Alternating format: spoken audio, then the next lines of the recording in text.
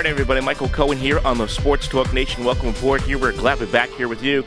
Got a lot to discuss. We're now 2 weeks into the Major League Baseball season, and it's been quite a start to the season, in fact, in many ways. We're going to talk about the Mets. We're going to talk a little bit about the Yankees as well as we go through this video. And for the Mets, as they sit here now at 10-5, after they just finished off a picture-perfect effort against the Athletics. Almost said Oakland. Against the Athletics, now Sacramento A's or Oakland A's or Las Vegas A's or the whatever you want to call them now against the Athletics. Mets winning at 8-0 on a Sunday afternoon on getaway day as they win another series. And I think what the biggest takeaway for me for the Mets is this at this point. Granted, we're only 2 weeks in. The Mets right now sit here at 10-5. They have played 5 different series. They have won 4 of those 5 series. Of course, the lone exception being the start of the season when they lost 2 out of 3 to Houston. So from that standpoint, the Mets have picked up really in some ways right where they left off last season, because last season it was all about winning series for them. Remember last year, the one big reasons why they got into the playoffs last year, yes, with the vibes and with all the other stuff that everyone wants to bring up, and the fun in clubhouse and what have you, but the key was the fact that the Mets were winning series, and winning series on the road. And to go on the road against, yes, I understand the A's are a weird situation right now. They don't have a home. They're a team that is very young in some spots, but they have a lot of good hitters.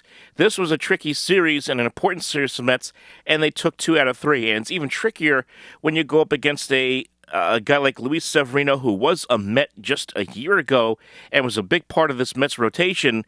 And you could have easily sat there and said, well, this is a very tough spot for the Mets. I could see them possibly losing to a guy like Severino, who certainly felt that he should have been brought back by the Mets, even said so this week with the media, saying that he even offered the Mets kind of a hometown discount. Instead, the Mets found a way to get him out of the game in the 6th inning, gave up a run on 4 hits, and then they pounded that bullpen of the A's and won the game 8-0. So a huge win for the Mets there. And also for Kodai Senga, who has been a big question mark this year. 7 innings, 4 hits, struck out 4, and now has an ERA of 1.06. And really, when you think about the Mets this year, at the start of this year, the reason they are not just winning series and are sitting here at 10-5, there's 2 reasons why they're sitting here. 1, it's Pete Alonso. We'll get to him in a minute. And 2, it's been this pitching staff. I mean, look at this. Kodai Senga, 2-1. ERA 1.06, okay? Only 2 earned runs allowed in 17 innings. David Peterson picking up right where he left off last season. ERA 2.70. He's only given up 5 earned runs. Tyler McGill, he is 2-1. He has an ERA of 0.63. And yes, Clay Holmes struggled a little bit, especially his first start. His ERA is at 4.30. Griffin Canning, he's the number 5 starter.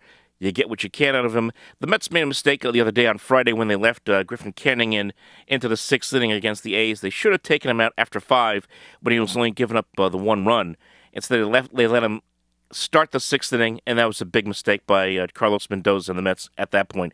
But the fact is, the Mets are getting good pitching right now. They're getting good efforts from their starters. They're getting fairly good efforts out of the bullpen. You take a look. Max Kranick has a 0 ERA in 10 innings. Oscar Brozaban has a 0.96 ERA. Buto has been very good out of the bullpen. The guy that scares you right now is Edwin Diaz, who has not looked good at all out of that bullpen, where, yes, I understand he has 3 saves, but his ERA at 7.9. He's given up 5 earned runs. He's given up 6 hits in 5 2/3. Hasn't looked very comfortable at the start of the year. I remember a couple weeks ago against the Blue Jays, he got himself into a situation where he loaded the bases. So a little bit of concerns right there, especially with Diaz.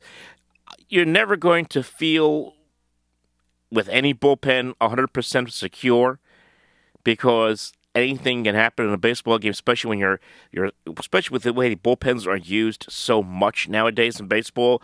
So yes, there's going to be an implosion. There are going to be a couple of implosions here and there, but other than that, this pitching staff has done a great job. At one point, just last week, after that series against the Blue Jays, where they swept that series, and then taking 2 out of 3 against Miami, the Mets were sitting on top of Major League Baseball charts with an ERA of around 2.10. That was going into last week. Right now, as they come out of that game against Miami, or against the A's, rather, they have an ERA of 2.47, which is still near the top of Major League Baseball. They have been excellent in the pitching department. That's one reason why they're here at 10-5. And then the other is, of course, Pete Alonso. Now, it is another contract year for Alonso. And we always see this in baseball, with the exception of last year with Pete, that when you have a player in a walk year, they're usually going to go balls to the wall. They're going to go nuts. They're going to have an incredible run on a season. And right now, Alonso's having a heck of a start to the year. 17 hits on the year, 4 homers, 18 RBIs. He has drawn as many walks as he has strikeouts, 9 against 9. He has been phenomenal. And really, you take a look at that Met lineup, nobody else is really doing a lot offensively. And yes, on Sunday it was kind of a breakout for a lot of guys. Luis Torrens had a breakout game. Matt Vientos had a couple of RBIs. Brandon Nimmo, a couple of hits. Nice to see Brett Beatty get involved with a nice base hit that was crucial on a triple that drove in a run. But overall, outside of Alonso, who's sitting at 321, nobody else has really gotten going offensively for the Mets on a consistent basis.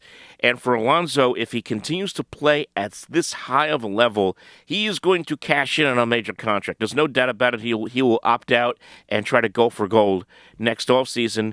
And with Vlad Guerrero Jr. taking that big contract, what was it, $400 million, whatever it was, over 15 years from I think it was $500 million over 15 years, whatever it was, from the Blue Jays, Alonso is going to try to come close to that yearly average of around $37 million a year that Vlad Guerrero Jr. got from Toronto. So that's a discussion point for another day. But right now, at this point, 15 games in, 2 weeks in, he's off to a heck of a start to the season. And hey, look, selfishly, from the Mets standpoint, if Pete Alonso continues to hit, and you'd imagine that when you take a look at the resumes of some of these other guys on this team, like Juan Soto, Francisco Lindor, Brandon Nimmo, if one of these other guys start to get hot, wow, this could be a very dangerous lineup over the course of a long season. And speaking of that, Soto hitting at 250, only a home run and 4 RBIs to show for it. I do wonder if he is not feeling a little bit of pressure right now in the early going of this season. Being the guy who went from one New York team to the other, took a heck of a lot of money, $765 million, a lot of pressure on him now to be the guy, be kind of that face of a team. Maybe that's, gotten to him a little bit here to start the season, but he's off to a very slow start. And Lindor, of course, always starts very slowly in April. He's heated up a little bit. Last week against Miami, he heated up, and he did have a couple of hits the tail end of this series against the A's. Had a couple hits on Sunday and an RBI, but right now hitting 222. But we all know he's going to get going at some point here during the course of the year, so I'm not too worried about Francisco Lindor. But really, that's the story of the day right now for the Mets. Pete Alonso's been unconscious. He's been incredible. And the starting pitching and the bullpen have been very good for the Mets. Now, the question is, what's going to happen moving forward? Can the Mets get some of these other guys going? Like I mentioned, it was a good day on Sunday for guys like Brett Beatty and Luis Torrens, and it was a pretty good series for a guy like Starling Marte. But a lot of these guys were, hitting close to the interstate, hitting around 200 coming into this series. Some of these guys still are. If the Mets can get some of these other guys in this lineup hitting consistently, if they can, Brandon Nimmo, another guy hitting at 228. Okay, these guys have to start bringing up that batting average and contributing on a regular basis. Can't all be Pete Alonso, because at some point, this pitching staff, as good of a start as it's been, can this staff continue to pitch at this level, at this kind of excellence all year? That's going to be a big question. Keep in mind, they're still missing Sean Manaea, Frankie Montas. Well, we'll see about that later down the road, but they still don't have a true ace right now. And you would think that at some point, there's going to be a rough patch here. At some point in this schedule, maybe even in this month, and certainly as we head into May, the Mets are going to have to start swinging the bats better. They just have to do that. So, at the interim right now, this is a good start. You have to feel good for where the Mets are sitting here at 10-5. And as I said, it's all about winning series, guys. The Mets have won 4 of their 5 series here to start the season. All right, and now they got an opportunity here. They go to Minnesota. It's going to be chilly. It's going to be freaking cold out there in Minnesota for the next 3 days. It's going to be freezing out there. It's been a weird cold April this year. Can they find a way to take 2 more out in Minnesota against the struggling Twins team? And then they come back, and it's the Cardinals and, of course, the Phillies. And that's going to be the first benchmark series of this early season. You got the Phillies in there April 21st to the 23rd. Then they go down to D.C. for a few days, and then as we get into May, they'll start to see teams from the other divisions, like especially the West. In Arizona, they're going to see them 6 times in a matter of 9 days in the early part of May. So it's going to get interesting. That's why I say if they have to keep winning series, that's the key. Just win the series. Find a way to get 2 out of 3, and every time out, and you'll be just fine. And that's what the Mets did in what was not an easy series against the Athletics this past weekend. As they sit here now at 10-5. Now on the flip side here for the Yankees, they were 10. They right now they are 8-7. They're 5-4 home. They lost 2 out of 3 to the Giants, who have been great this year to start. They're 11-4. But the big concern for the Yankees is their pitching. And I know everyone was talking about the Yankees, the torpedo bats at the start of the year. Are they legal? Are they not legal? Well, Major League Baseball came out and said, hey, look, they like the torpedo bats. They're not illegal. They're to specification that that must be allowed for Major League Baseball bats. So in that regard, there's nothing foul at all about it. And really, everybody across Major League Baseball is using these torpedo bats. But ironically, since that Milwaukee series for the Yankees, where they hit 15 home runs in those 3 games, their bats have really cooled off. In fact, they've only hit, as a team, 12 home runs since. They have 27, still an impressive number, but it's certainly not what it was shaping up to be after that first series. And that's why a lot of people kind of overreacted to what they saw, especially after that 9 home run game. But their offense has been okay for the Yankees. This is a deep lineup with a lot of good hitters, like obviously Aaron Judge and Paul Goldschmidt, Anthony Volpe, Jason Dominguez, Austin Wells. Jazz Chisholm has certainly added a new dimension here, even though the average isn't there with the swagger and also the power. But the biggest concern for the Yankees is their pitching is just bad. Outside of Max Fried, they can't get anybody out. Carlos Rodon, a 5.48 ERA. Will Warren pitched better the other day, but his ERA is at over 5. Marcus Stroman got lit up and has knee inflammation, could go on the IL. His ERA is just under 12. Carlos Carrasco, another former Met, ERA at 7.71. The Yankees are in trouble. Look, losing Garrett Cole for the year hurt. It was going to hurt them really bad. Losing Luis Gil for 3 months was going to hurt them really bad. They're going to get Clark Schmidt back, who looked good a couple days ago for the Somerset Patriots at AA on his rehab assignment. But they need pitching. They need it badly. I know it's 2 weeks in. I know we got a long way to go. 162 games, right? This is just, 15 games out of 162. That's not even, what is that? Like 8%, 7% of the season.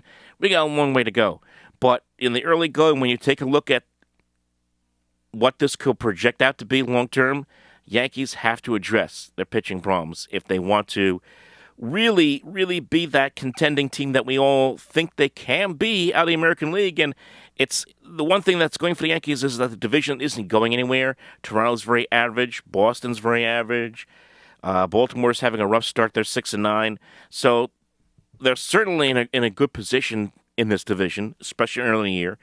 And you take a look up and down the American League, there's really no real one dominant team in the American League. I mean, right now, the best record is 9-6. That's owned by the Tigers and the Angels, of all teams. I mean, my goodness, the Angels are 9-6. So it's very early. I don't think it's time to hit the panic button, but you definitely need to be worried if you are a Yankees fan when you have guys like Carrasco and Stroman and Rodon getting lit up on a regular basis out of the starting rotation. That's a big concern, and that has to stop. It has to stop soon if the Yankees are going to get things right and get moving in the right direction. So that's where we are, folks. 2 weeks into the season. Mets and the Yankees, leave your thoughts below. How do you feel about things right now as we move right along here in the month of April? Now, a couple things, folks, before we close it out. In the next couple of days, because we are approaching the NFL draft in a couple of weeks, we'll be doing more NFL stuff. I've wanted to do, I haven't had a chance to do it, kind of a video talking about the quarterback situation in New York with both the Jets and the Giants. Of course, both teams very dramatic changes from where they were a year ago.